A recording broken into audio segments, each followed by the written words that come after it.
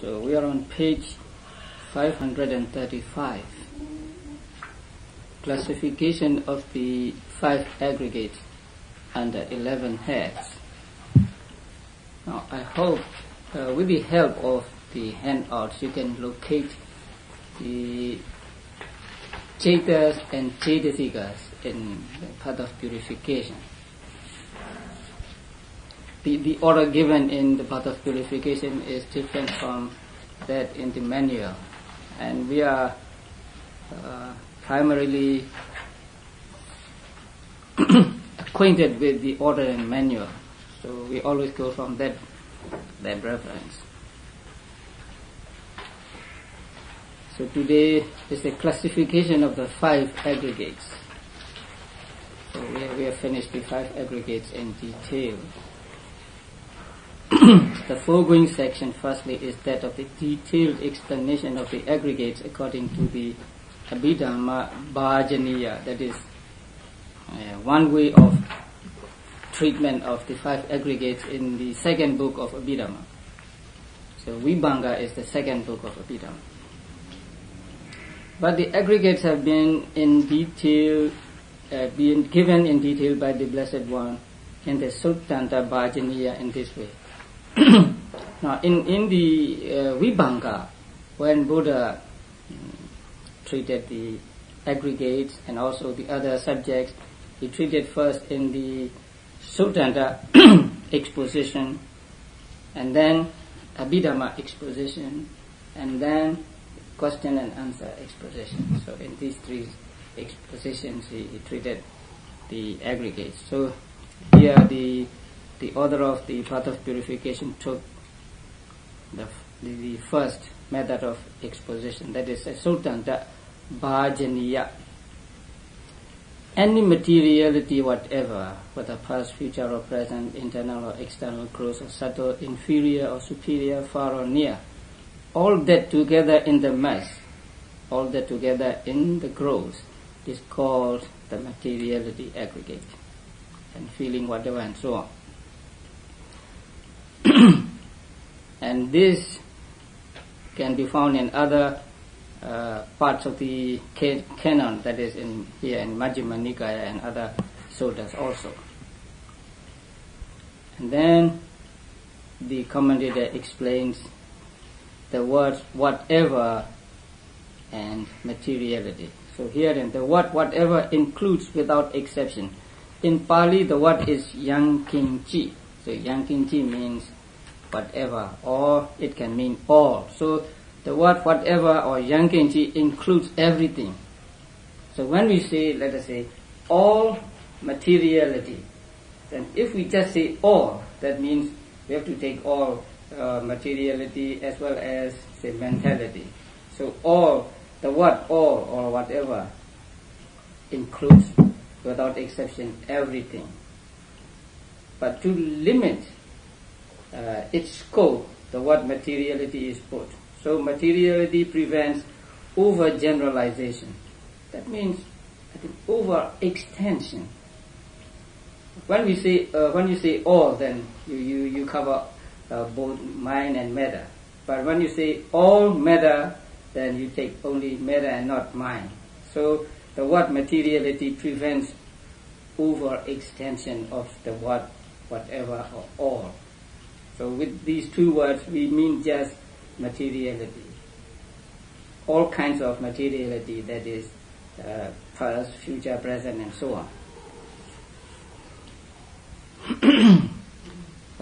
The Pali word used here is atipasanga for overgeneralization. So pasanga means actually to stick. So when you say something, it extends to this thing, that thing and so on. So in order to restrict the extension, then the word materiality is put here. So here all materiality, that means only materiality and not mentality. Thus materiality is comprised without exception by the 2 expressions. So all materiality is included or taken by these two words. Then he undertakes its exposition as past, future, present, and so on. And here the commentator explains past, future, and present in fourfold way. So according to extent, according to continuity, according to period, and according to moment. So extent past, continuity past, period past, moment past, like that. First, according to extent, in the case of a single becoming, that is single life of one living being, previous to rebirth linking is past, subsequent to death is future, between these two is present. So one life, the present life is present, and the life before it is past, and the life after it is future. It is according to extent. And according to continuity, that means a series of, say, matter or series of mind. So that materiality which has like or single origination by temperature and single origination by nutriment, though it occurs successively, is present. Here, it is not single origination, but origination by single temperature.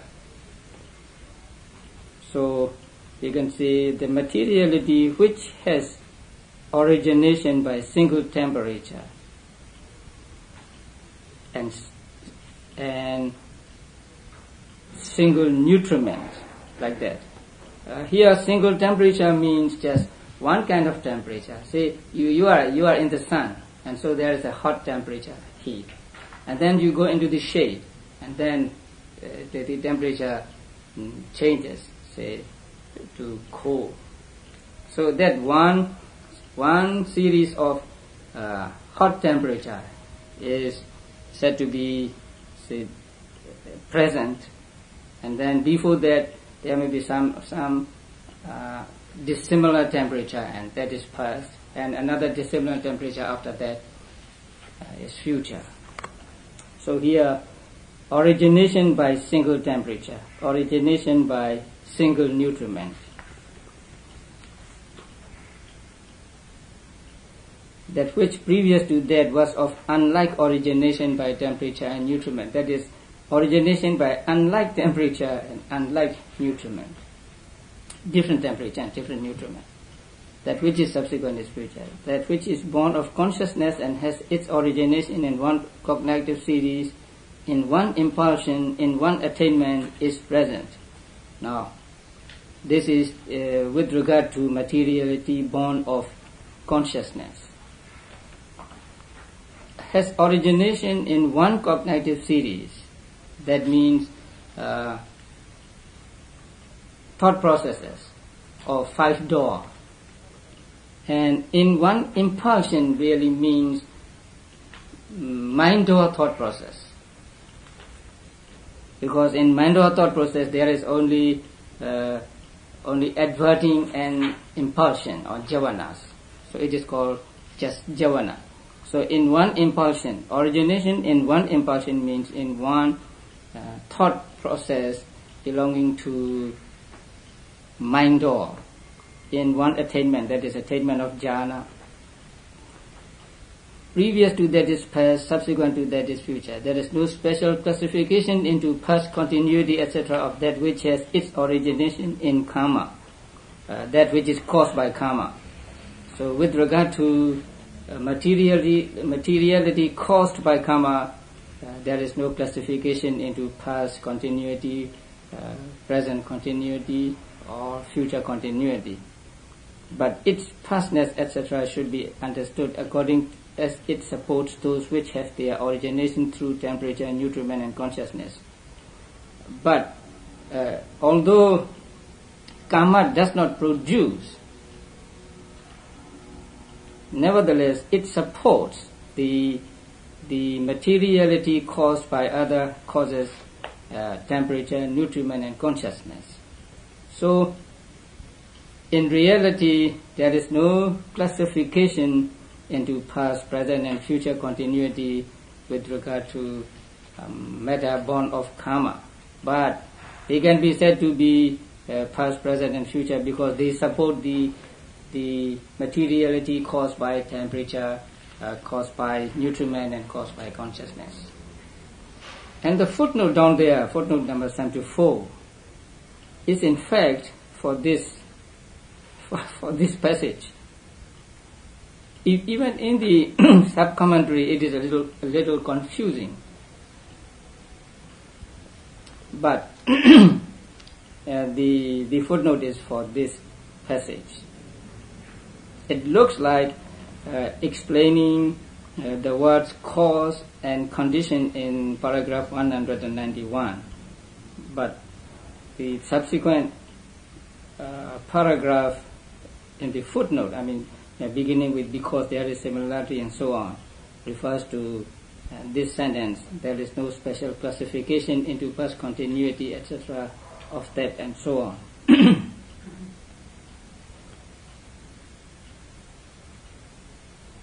And in that footnote, about 3 or 4 lines, let's see, just as the seed's function is to arouse the sprout, and that of the earth, etc., is to consolidate it, and just as karma's function is to arouse result as matter that is due to karma performed, and there are some words missing, and resultant consciousness.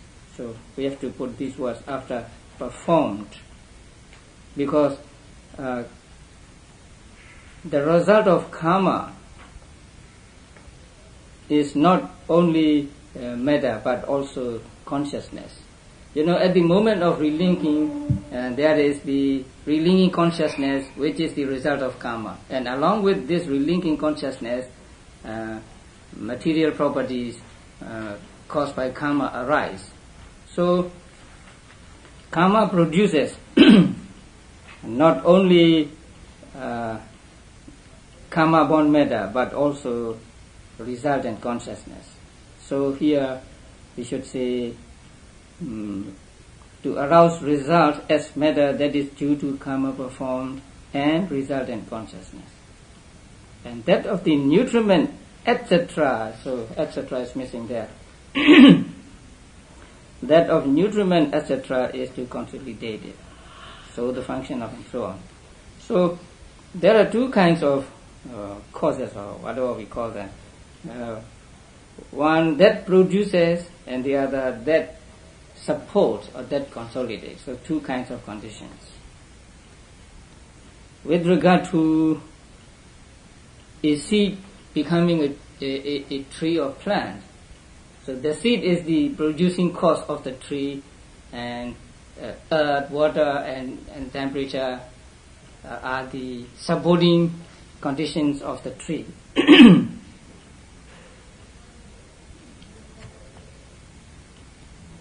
And here,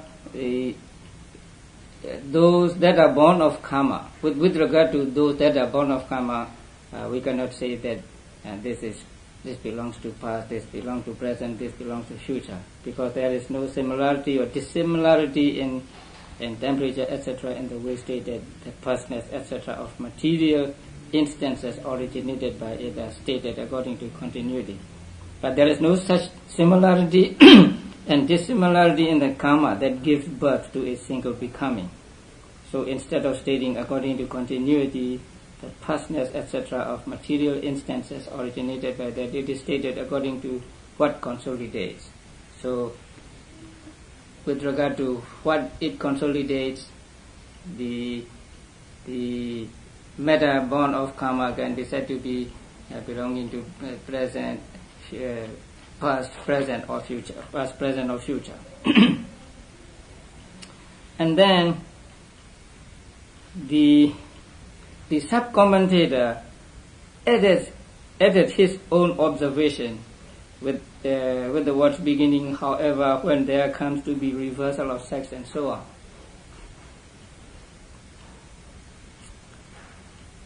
It may not please ladies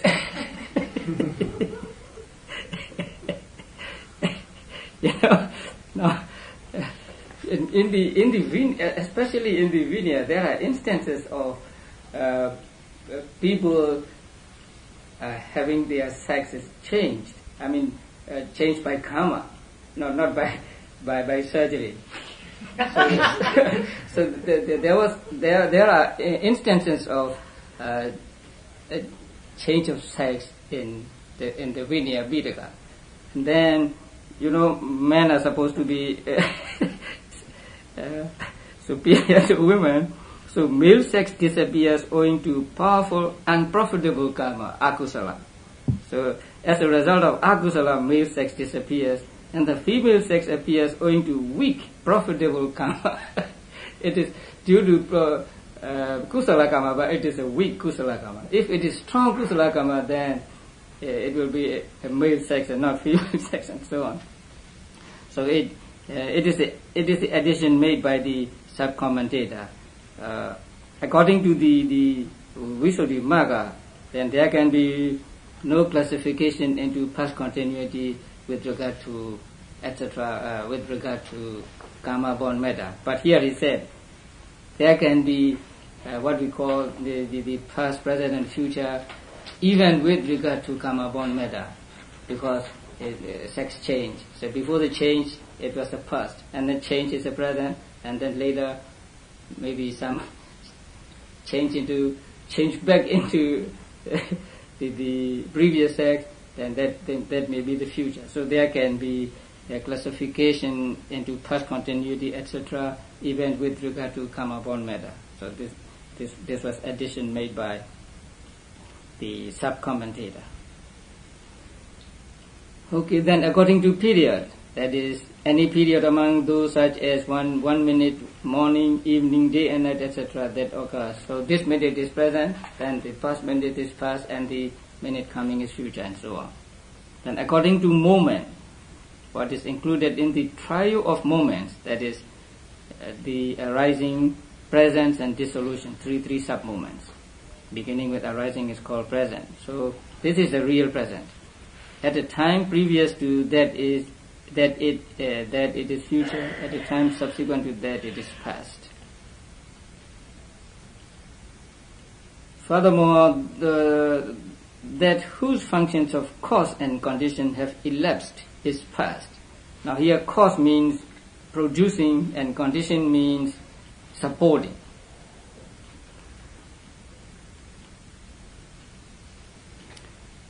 That whose function of cause is finished and whose function of condition is unfinished is present. That means something, say something is caused by some other thing, and so something which is caused is in existence now. So its origination is over, but its continuation or its being supported is still going on. So that is why whose function of cause is finished and whose function of condition is unfinished is present. Then which has not attained to either function is future. Or alternatively, the moment of the function is present. That means when a certain matter or mind or whatever is doing its own function, then that is the present moment. At the time previous to that, it is future, and subsequent to that is the past. And there we have the number 75, but that is misplaced or it is superfluous.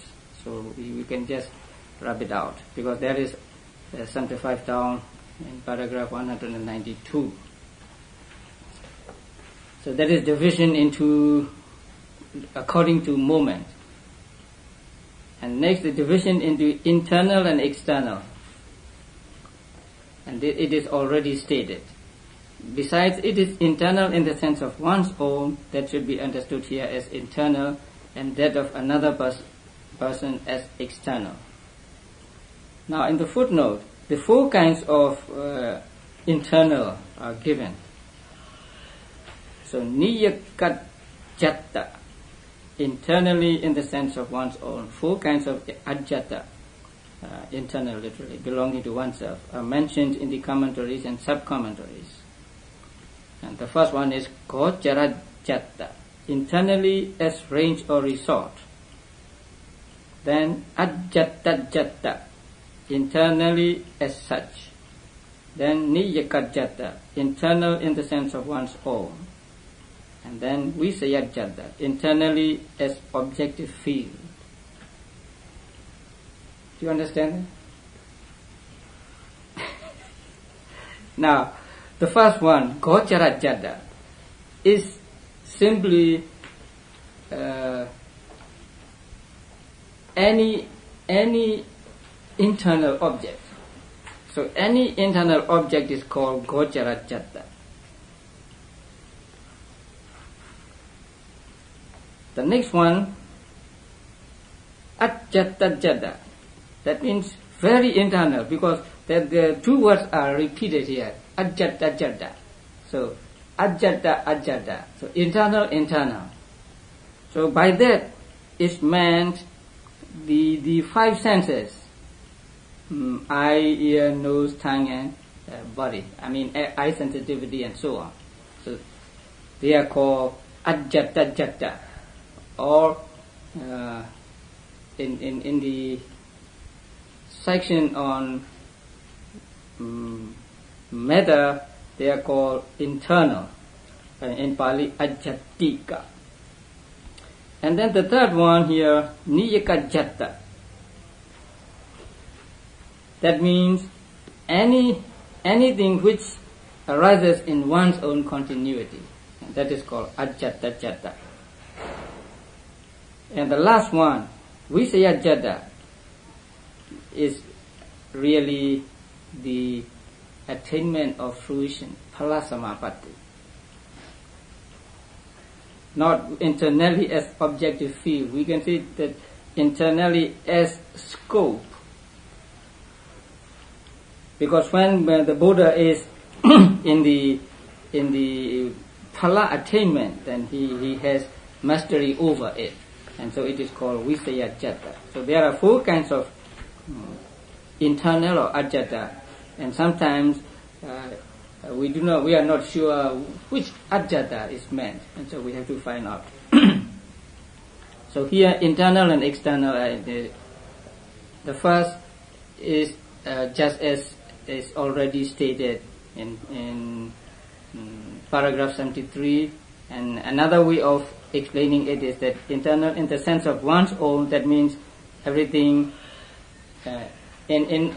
everything in me is internal, and everything in you is external. For you, everything in you is internal, and everything in others is external. Gross and subtle are also already stated.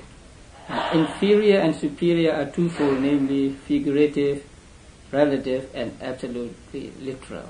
Here the materiality of the Sudasin deities is inferior to the materiality of the Akaneta deities. You remember the 31 planes of existence. So it's referring to that. So Akaneta is the highest of the form Brahmas. So that is the most superior, and Sudasin is one stage after Akaneta. So it goes that way. That same materiality of the Sudasin deities is superior to the materiality of the Sudasa deities.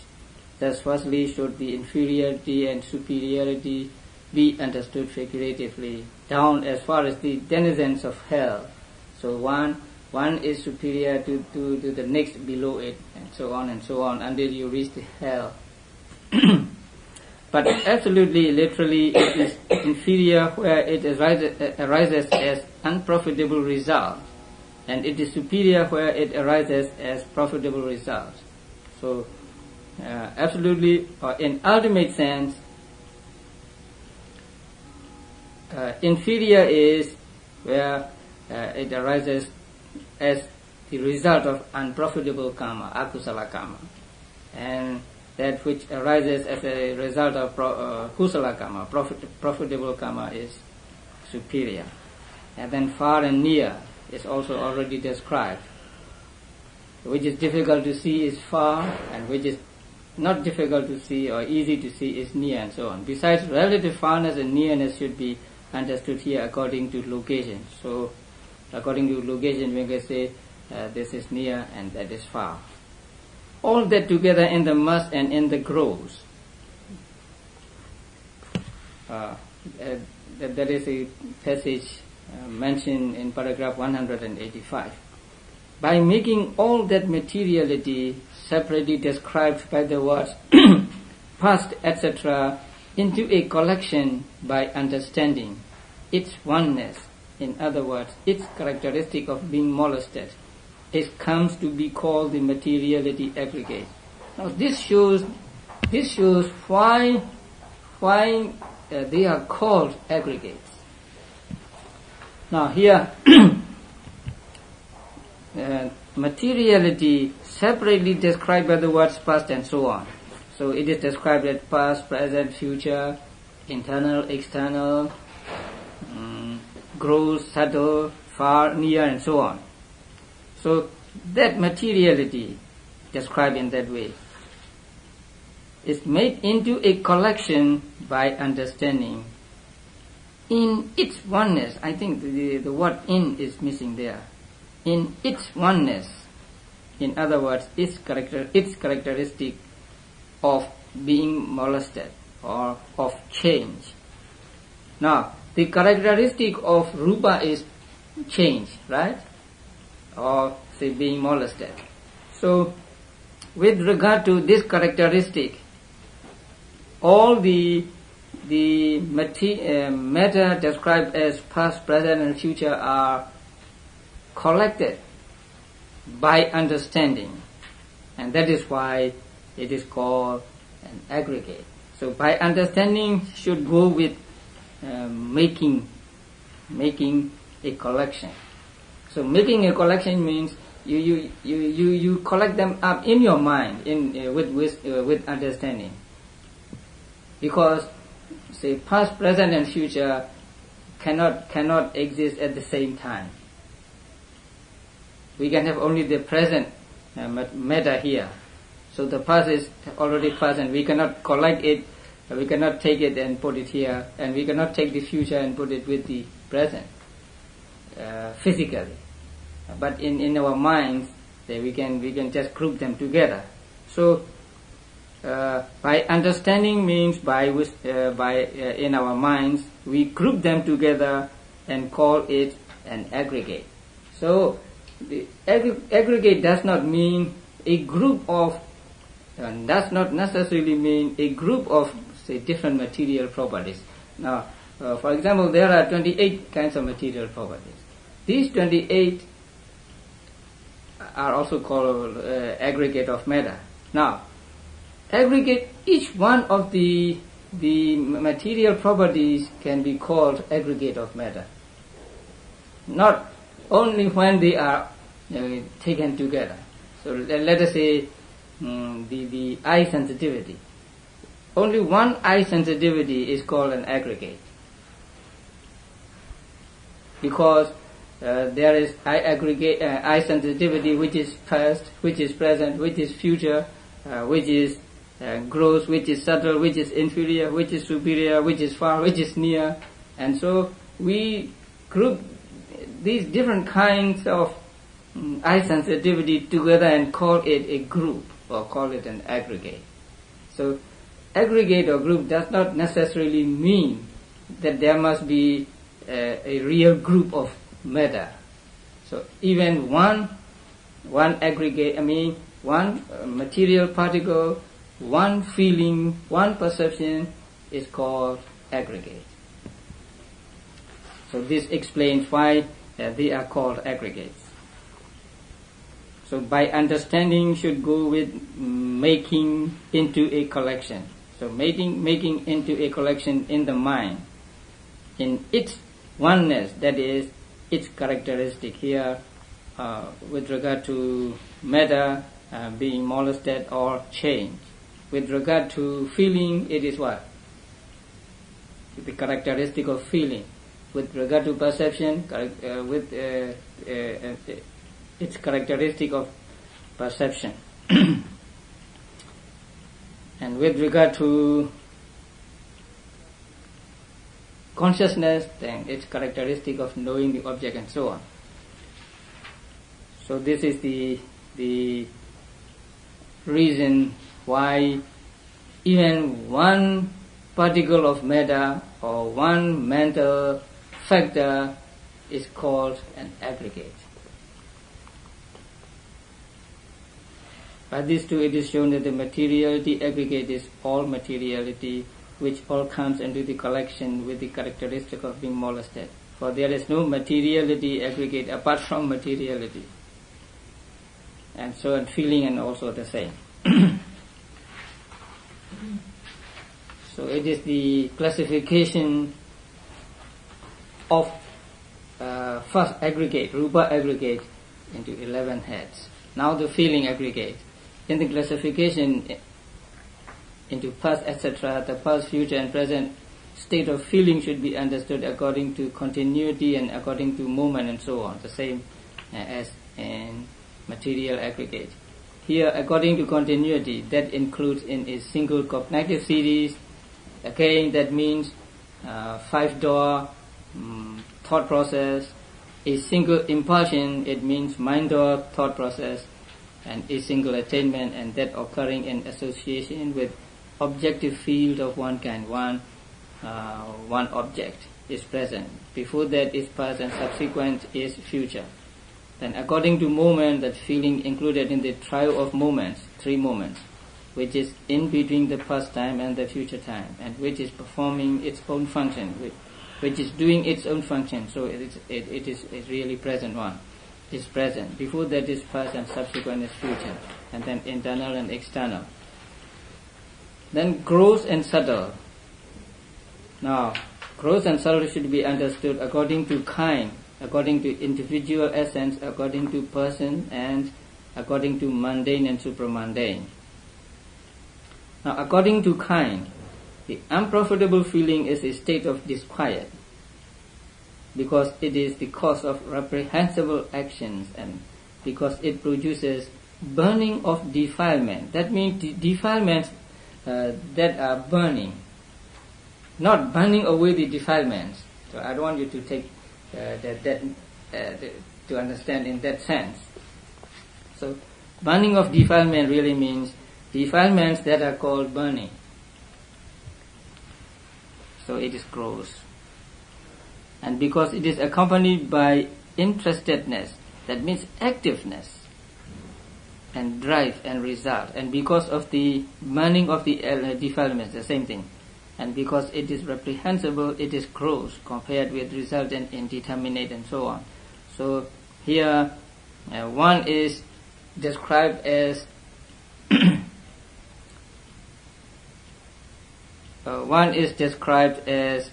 gross or subtle, relatively with other kind of feeling. Say in kusala feeling, akusala feeling, indeterminate abhyagata feeling and so on. And then according to individual essence, the painful feeling is gross compared with the others because it is without enjoyment. It involves intervention. So intervention really means shaking, non-peacefulness, and it causes disturbance, it creates anxiety, and it is overpowering. And the other two are subtle compared with the painful because they are satisfying, peaceful and superior, and respectively agreeable and neutral. And so this is the reason for their being subtle and gross. It also they are relative states of subtleness and grossness. According to person, feeling in one who has no attainment, I would say who is not in attainment. A person may have attainment, but if he is not in that attainment at the moment, then his feeling could be, say, gross. So feeling in one who is not in attainment is gross compared with that in one who is in attainment, because it is distracted by a multiple object. In the opposite sense, the other is subtle. This is how grossness and subtlety should be understood according to person. So, when a person is in attainment of jhana or in attainment of phala, fruition, his feeling is said to be subtle, and if it is not in attainment, it is said to be gross. According to the mundane and supramundane, so feeling subject to khankas is mundane. Subject to khankas means object of khankas, which can be the object of khankas, asavas, or just mental defilements. And that is gross compared with that free from khankas, because it is a cause for the arising of khankas. It's liable to the floods, liable to the bonds, liable to the ties, liable to the hindrances, liable to the clingings, defiable and shared by ordinary man. Now these floods, bonds, ties, hindrances and clingings, defiable and to understand them, I would like to refer you to the Manual of Abhidhamma, chapter 7. In fact, the mental defilements are given different names. So the same mental defilement, for example, lobha. Lobha is a mental defilement. Lobha is given the name of, say, khanka, flood, bond, hindrance, clinging, and so on. So Buddha described these in different ways to suit the susceptibility of his listeners to understanding. And they are taught in Abhidhamma as well as in some suttas. So to understand them, the best place to go is to the Manual of Abhidhamma. So in chapter 7 of the Manual of Abhidhamma, they are all mentioned, they are all described. And about towards the end, or almost to the end of the book, we will find them again, when how these defilements are eradicated by different path consciousness, that they will be mentioned again. So the first path consciousness eradicates 2 of the defilements or 3 of the defilements and so on. So we'll find them later at the end of, almost at the end of the book. Shared by ordinary man means those that arise in putujanas. The latter in the opposite sense is subtle compared with that subject to khankas. So those that are not subject to khankas, those that are not the object of khankas, is subtle. This is how grossness and subtlety should be understood according to the mundane and supramundane. And then there is the warning. One should beware of mixing up. Because if you mix up, if you mix them up, you will mix up. You'll be confused. So beware of. The Pali word actually means avoid. So one should avoid mixing up the classifications according to kind and so on. So just do according to one, say according to kind or according to some other thing, but not mix them together. So if you mix them together, then there will be contradiction. So according to one, it may be subtle, but according to another, it may be gross. So that is what the commentary gives here. So according to individual, and it is said that indeterminate feeling is subtle. painful feeling is gross. The feeling in one with an attainment is subtle. Or this is the passage from Visuddhimagga. Now, like painful feeling, so also pleasant, etc. is gross according to the kind and subtle according to the individual essence. So, let's say dukkha, right?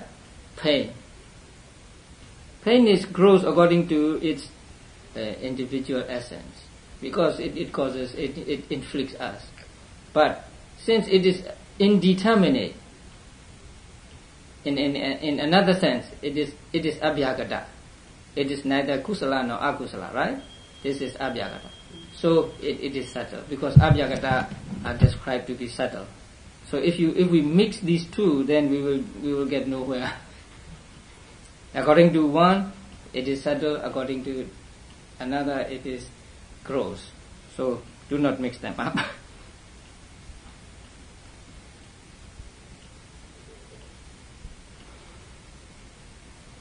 For instance, when it is said, the indeterminate according to kind is subtle compared with the profitable and the unprofitable, the individual essence, class, etc. must not be insisted upon like this.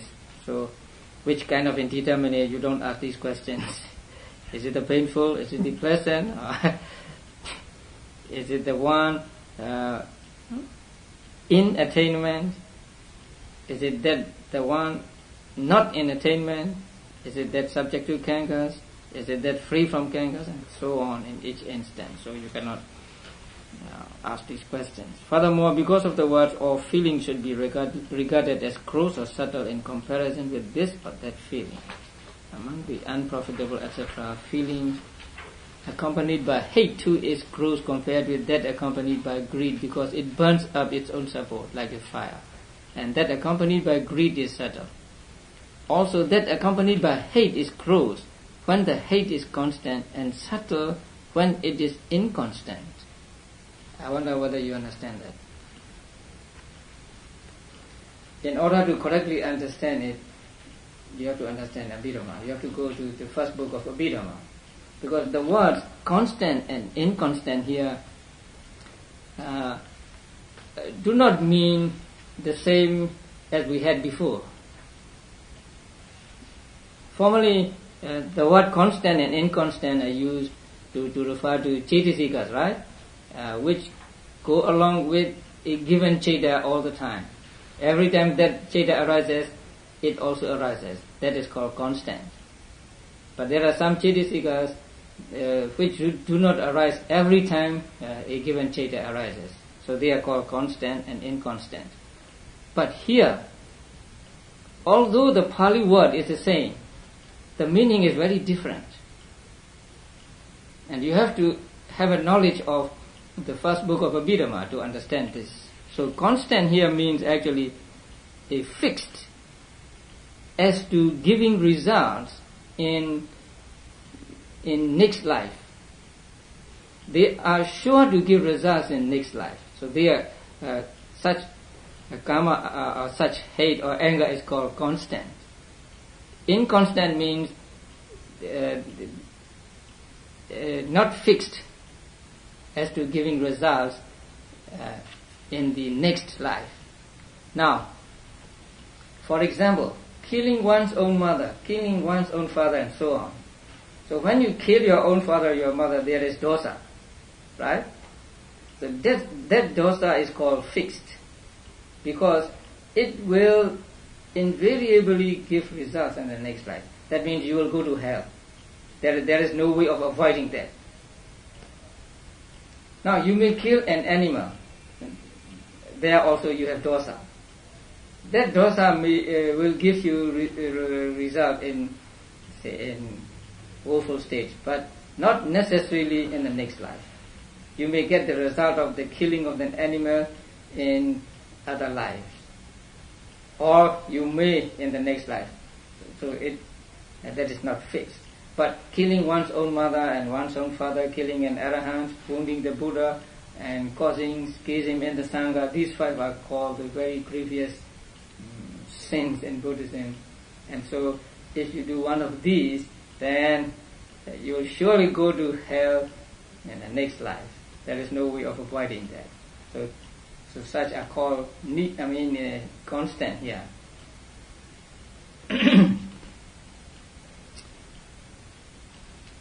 And subtle when it is inconstant. And the constant is gross when giving results that last for the eon, while the other is subtle.